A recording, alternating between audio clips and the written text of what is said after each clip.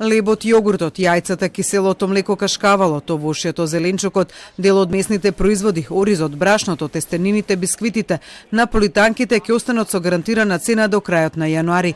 Ова денеска го најави министерот за економија Кришник Бектеши. Денеска имаме редовна седница на владата. Мерката за гарантирани цени ќе продолжи до крајот на јануари. Мерката, како што најави тој, ќе се продолжува се додека не се донесе законот за нефер трговски практики, кој е во собраниска процедура, а со кој треба да се спречат големите маржи на прехранбените производи кај ланците маркети.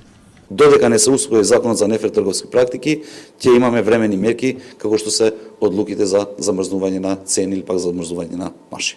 Законот за нефер трговски практики, како што објасни денеска Бектеши, е нова регулатива во делот на трговијата, особено со земјоделските и прехранбените производи. Со законот се предвидува Министерството за економија во консултации со стопанските комори и организацијата на потрошувачи да направи листа на производи за цела година која би подлежела на овој закон, на кој не би можело да има маржа во трговските ланци повеќе од 10%. Законот е пуштен во собранието со европско знаменце и Бектеши се надева дека тој ќе биде усвоен од пратениците во текот на јануари.